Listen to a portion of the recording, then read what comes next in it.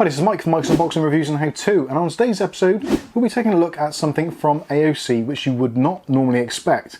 AOC have decided in their wisdom to start doing gaming peripherals, and let's start off by taking a look at their latest. This is the GH300 7.1 gaming headset. Keep watching to find out more.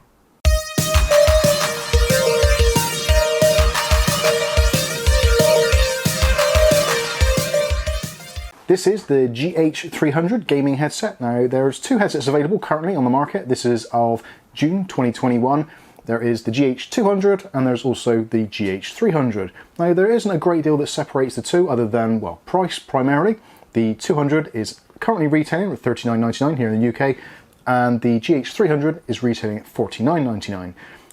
Another difference between the two is this one has kind of red accents on it. The GH200 doesn't. It's a black and grey affair. And also, this one has a little bit of RGB, so yeah, that is possibly beneficial to some of you. But one of the biggest things, which is the big difference, is the fact this is 7.1 and also connects on USB, whereas the GH200 connects on a traditional 3.5mm jack. So slightly more flexibility with the GH200 in terms of connectivity to other devices such as mobile phones, consoles, that sort of thing. Whereas this is primarily aimed at PC gaming through that USB port. Now they will actually work with Macintosh computers on the USB port. Sadly, you won't get the 7.1 audio as that is a software enhanced feature, but on the PC, that is where these are most at home at.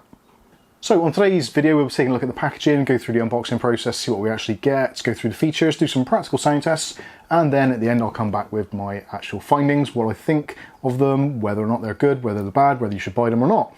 So let's get into it. So first of all, one of the things that stands out a mile on the front of the packaging is what you can see there. So hear them before you see them. So this is kind of pushing you towards the surround sound experience. So this is basically, if you're playing a game, you should in theory be able to hear your enemies come in before you can actually see them, which actually for a lot of us, especially if you play things like CSGO, Fortnite, those kinds of games, actually having the audio advantage is a real advantage in those kind of competitive games. So certainly if you can hear people come in, or you've got some sort of spatial awareness of where your enemy is actually located, it's a lot easier to hunt them down and destroy them.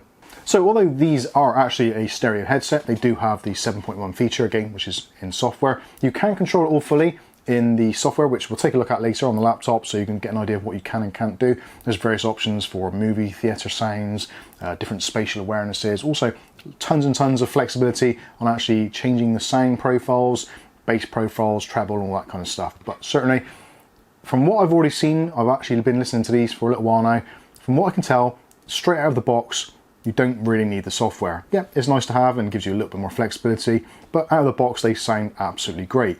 Now they have got a sound profile, or a kind of a genetic link to the Corsair HX70 Pros. Very, very similar in terms of specifications. So in terms of sensitivity, these are about 100 dB, whereas the HS70s are around about 110, 120, I think. So sensitivity is very similar. Both of them are using 50mm neodymium drivers. They also feature things like those really nicely padded ear cups, padded headband, even down to some of the stitching actually on the band itself. So there's a lot of similarities. So if you're looking at something like the HS70 Pro, but you don't particularly want the wireless and you prefer something a little bit cheaper, for around about half the money, these are definitely worth a look. But anyway, let's get back to the packaging. So as you can see, yeah, this is from the world's #1 manufacturer of gaming monitors. So yeah, they've got some experience with gaming. Immerse Virtual 7.1 surround sound, as we discussed briefly as well. On the sides goes into some of the specifications, sizes, etc. I'll give you a close of that so you can see that a little bit better. And also on the back, a little bit different as well. So lightweight and durable headband, detachable microphone, custom tuned 50mm drivers. Again, very similar to those Corsairs we looked at a little while back. Also got sound effects within Windows, RGB lighting effects. There's 4 effects available, which is constant, breathe, cyclic, and heartbeats. Whether or not we need RGB on headphones is, yeah, here or there, but certainly it is there, so you've got an option to turn it off if you want to. It also supports 24-bit 96 kHz audio, and you've got custom audio and RGB lighting in the software. So yeah, all well and good, but what do they actually look like? So let's take a look at what we actually get inside the box. So obviously, as per usual, you get your instruction manual, which goes through and tells you basically how things connect, how to take the microphone off, that kind of thing. It is actually a detachable microphone, so if you're not into two-way conversations, you just want to use these for listening to music or maybe watching movies, then you can take this off if you want to. All you do is a twist connection, so twist it about 90 degrees, and then you can pull the device out. There'll be some close-ups of that so you can see what it's like. So nice and easy to take out if you don't actually want to use it, although it will leave the kind of a hole there, as again you'll probably see from some of the B-roll. You also get included a pop filter or pop shield, so that can go over the top of the mic. Although really, for some reason, which I'll show you later, you may not want to do that, but we'll take a look at that a little bit later and see what the actual difference is like. You do get a 2.3 meter cable, which is actually pretty long, and the cable itself, as we said before, is connected USB Type 2. Cable itself nicely braided, and there is a Velcro tie there to keep it all tidy if you want to. What I actually really like is this little control box which comes connected to it as well. So this is a little bit further down. There's enough flex on there so you can leave it on your desk or just leave it dangling. It's not particularly heavy. It is only a kind of plastic construction there, but it's actually quite a nice little feature. So you've got a rotary dial for the volume up and down, which is really nice. Also, there is a microphone button, so you press the mic button, and that is to mute the microphone. Also, there is a LED button, so that will go through turning LEDs either on or off. There is on the side also a mute button for the actual headset itself. So if somebody comes in, you want to mute it quickly, quite nice and easy to find, and nice little clicky button there. So yeah, really good. All the remote control you could possibly need. So let's take a closer look at the actual headset itself. So as you can see, they are finished in this black and red finish, and you've got the anodized aluminium on the side there, or whatever metal it is. It's pretty strong, which looks really nice. If red isn't your thing, then you might want to take a look at the GH200s. Again, on that particular version, they're either black or grey, so that might tie into your design a little bit better. You've also got on the top of the headband, you've got the AOC logo embossed into there. The actual leatherette, as they call it, it's like a PU leather, like a fake leather, but it still feels really nice. You've got memory foam in the headband and also in the ear cups as well, and they're really, really nicely padded. One of the things I found about these, again, very similar to those HS70s, they are extremely comfortable. I guess because of the size of the driver, the size of the ear pads, which are essentially identical, yeah, it's very, very comfortable. I would have liked to have seen them being slightly more oval. Obviously, people's ears aren't round, and these are pretty much completely circular. So it would have been nice to see these being elongated, which might be a little bit more comfortable. Some people with possibly larger ears, but certainly in my experience with my ears, which are relatively normal, I would guess, fits absolutely fine. No real excessive pressure on the sides. I have tried wearing glasses as well to see if there's any additional pressure. You do find with glasses, the foam actually does compress quite nicely. It does obviously allow a little bit of sound leakage, and also you can hear the outside world a little bit more, so I guess that's something that glasses wearers will find on most headsets. The sides themselves, all adjustable, so tons of adjustment on there actually. I was surprised how far they do actually extend, so even if you've got a pretty big melon, you should be absolutely fine, and the cables stretch as they should do, so that's all well and good. On the side, you've got the AOC logo, which lights up. That is your RGB. At the moment, obviously, it is turned off, but you'll probably see from some of the B-roll, you'll see it illuminated, and we'll take a closer look a little bit later. The microphone's actually got an LED built into the end there, so you can tell when it's active or not.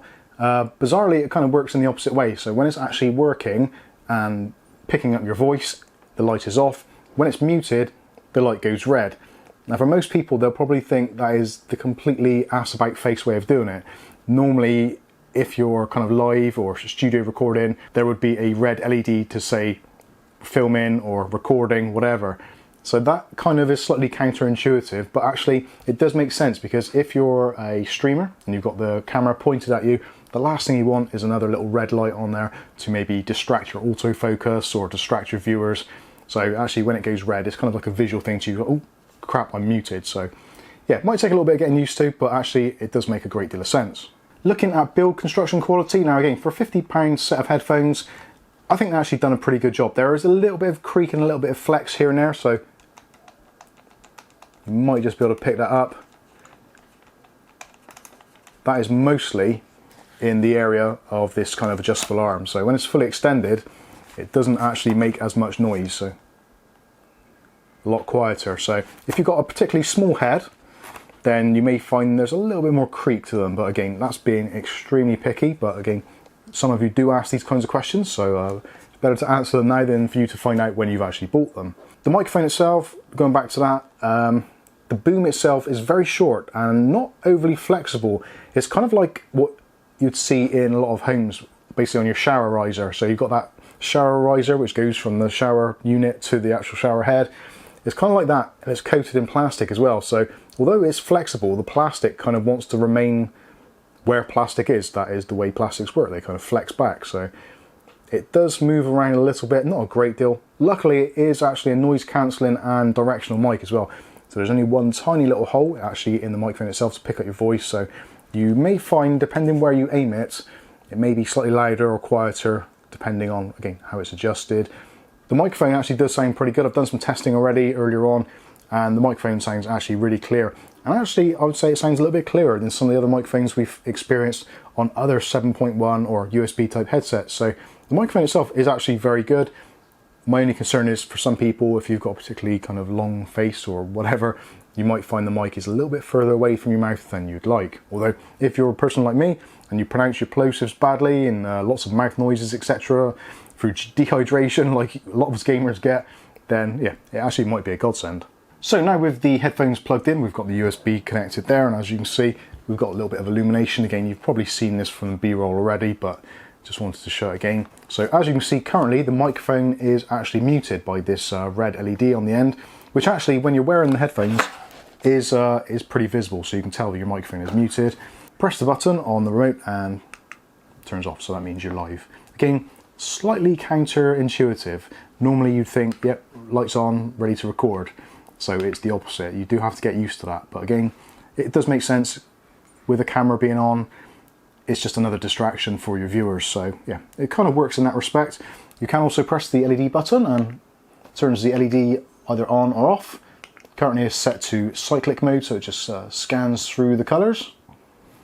And actually it's a particularly comfortable headset. It is actually a very comfortable headset. I think that is something which is becoming more and more of a thing these days. People are getting to the point where we've kind of used all the types of drivers, we've used all the type of software improvements. What can we do to improve headsets? And it seems that the current market trend seems to be in comfort, which obviously makes a great deal of sense. And these with that kind of leatherette finish, really soft memory foam inside the actual cups themselves, it does feel very, very comfortable. So now is probably a good time to actually go over to the PC, do some practical sound tests as well, so you can hear what it's actually like. And then at the very end of this video, come back with my final thoughts. Okay, so this is the software, and I'm actually going to be recording all of this using the microphone from the GH300, so you can get a good idea of what it sounds like, and also we'll go through some of the patterns as well, etc.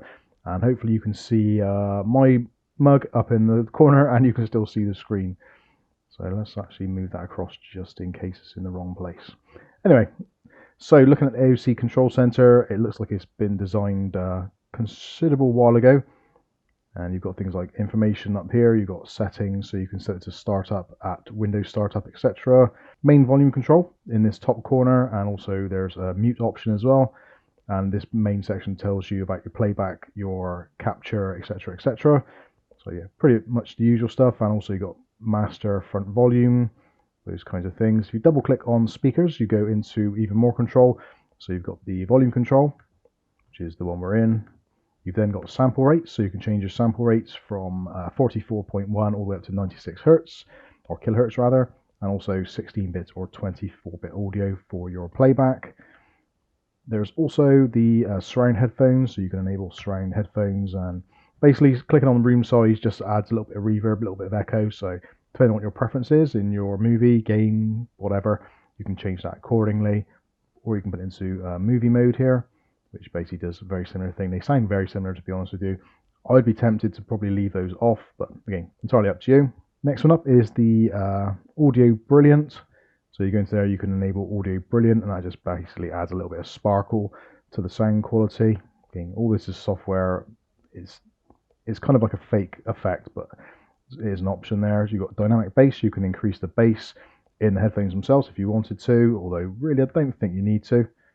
We've got smart volume, so that will adjust volume levels to kind of minimize peaks, that kind of stuff. Voice clarity, so that basically enhances the treble, that kind of stuff. And also is a place to enable noise suppression for communications. And you've got surround max, that sort of stuff. So that basically gives you that surround sound feeling. Again, all software controls, but the ones we're going to be interested in really is microphone and the LEDs. So in the microphone, you click on that first of all, gives you your mic, your levels. Actually that you are producing, and also you've got a monitor as well, so you can choose monitor levels. You can go into sample rate again for your microphone, so 44.1 hertz or 48 hertz, and you've got magic voice, which we'll give that a go. So enable magic voice, and now my voice has changed to what appears to be a female voice, so slightly higher pitch, I would imagine. So you can choose the male voice, which in theory shouldn't have changed a great deal, maybe added a little bit more bass, or you can sound like what appears to be a rubber duck, which yeah, could be interesting. And also you've got monster. So yeah, this is probably going to add an effect to your voice as well. Probably best we turn that off now. And next one up is noise reduction. So currently we've got enable noise reduction is set to on. So if we turn that off, it's probably just going to get a little bit louder. Good question, actually. I've got some fans up here, so maybe you can hear them now. So listen very carefully, turn your volume up a little bit, and let's do a noise floor test.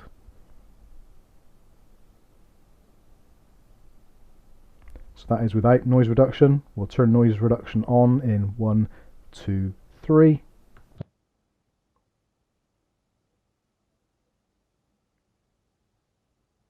So there is an example of the noise floor differences, and also me speaking, etc. So let's change that to maximum and see what difference that makes. So yeah, I'll let you be the judge of that. I'm actually going to turn it off.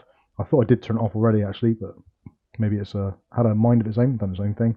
So we'll turn off noise reduction. Hopefully that's gone back to normal now. And that's it for noise reduction. So also we've got LED, so you can go and enable the lights. You can disable them. So if I click on that, those should have turned off. Enable them, and you've got the option for constant, which is probably just keeping it on a constant color of your choice. You've got breathe, and you've got heartbeat, that's cyclic or cyclic, and then we've got heartbeat, so that should be breathing now. Entirely up to you what you want to do. I'm generally going to leave it on to cyclic. That's my my preference. So I think that is it for LEDs. Obviously you can change the colors to suit your particular needs, etc. Not the most kind of polished piece of software I've ever seen, if I'm completely honest, but I guess it gets the job done and is better than nothing. So let's go back and we'll round out this video. Okay, so there you go. There was a sound test of the headset. Let me know in the comments, what do you think it sounded like? I'm really interested to know. At the moment, I'm just kind of getting over somewhat of a bit of a coldy flu bout which I've had. So my head feels a little bit more muzzy than it would normally anyway. So it's actually really difficult for me to get a really precise feeling of what these are like, because my own voice sounds weird in my head at the moment, but probably not the best time to be reviewing headphones. But review headphones I will, and I'm actually glad I did. When AOC reached out and said, would you like to take a look at these? I was kind of like, God, it's a monitor company doing what all the other monitor and panel companies are doing, just following the trend and just throwing some badging on a set of headphones. And I've got to be honest with you, I'm really glad they did, because these are actually very, very good. When you listen to movies, the bass is really nice. Again, these have got 50mm drivers, so when you go up to that kind of size of driver, it does give you a lot more separation in certain audio areas, especially between mids, lows and highs. They do really stand out. And also listening to things like 8D audio, the positional audio on these is brilliant, again, because you've got those larger drivers, you've got a little bit more control over them, and because they're actually good quality drivers, not just some cheapies, they do sound very good. Now, listening to my usual collection of tracks, which I do for all my headsets, there's a varying group of things on there. So we've got some LFO, we've got some pop music, some classical, even thrown on a little bit of Celine Dion. It's a test, what can I say? But that worked okay, and I've got to be honest with you, the clarity, and even things like some old Michael Jackson stuff, was absolutely brilliant. They do sound really, really good. The only thing I would say is, I think they're slightly closed sounding. Now that sounds a little bit weird, but I think if you adjust the EQ on them, which I have done, just bring the EQ levels up a little bit, it just opens up the soundstage a little bit wider. So the soundstage does seem a little compressed when you're listening to them, which actually I don't mind. It sounds absolutely fine, and it's not until you actually compare these with a much more expensive set of headphones then you notice the difference. So that works in both ways. It's obviously testament to AOC for actually producing something which is actually in the same ballpark as some of these more expensive headsets for a relatively low £50. these easily compete with things like the HS70 Pros, which we reviewed a while back. Again, you can check those out up here.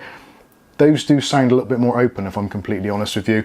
Even though they're the same technology essentially, I think the higher sensitivity of the HS70s does give them that kind of extra level above in terms of sound quality. But then they are £100, these are £50. Those are wireless, these are wired, etc, etc. So pros and cons either way. But certainly the fact that these come out fighting, competing with things again like the SFX Air from Creative, the HS70s, I think they've done a fantastic job. I genuinely do.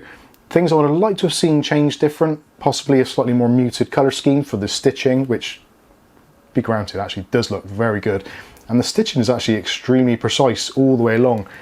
It's a really kind of minute detail, but there doesn't seem to be any obvious pulling, where sometimes when you get poor stitching, it kind of bunches together. It just actually looks like it's been done particularly well. Again, it's in red, so yeah, not ideal for some people. If this was in black and the stitching was in maybe grey or white, I think they would appeal to a slightly wider audience.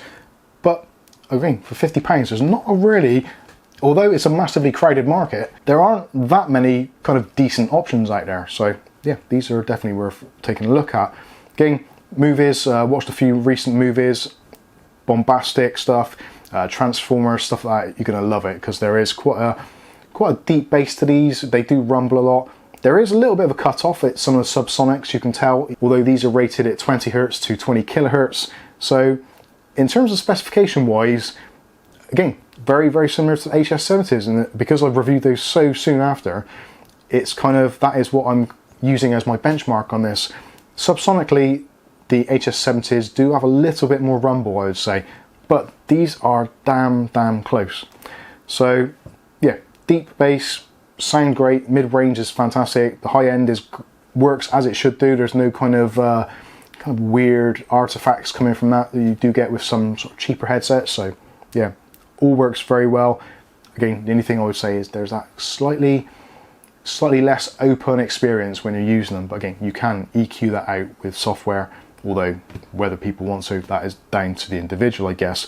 But in terms as a plug-and-play experience, absolutely brilliant, and yeah, certainly well worth looking at. Construction quality wise, again, like I said, there's a little bit of a creak to them there. For most people, that's not going to be a big deal. You're going to put them on your head, they're going to be sitting in place. There's not a huge amount of clamping force on the sides, which is great, and the headband on the top is very comfortable. So yeah, very comfortable, very competitive priced, very decent sounding, all the features there, nice little remote control. I think these have got a lot to offer. So let me know what you think about these in the comment section below. In the meantime, I've been Mike, this is Mike's Unboxing Reviews and How To, and hopefully we'll catch you in the very next video. Thanks for watching.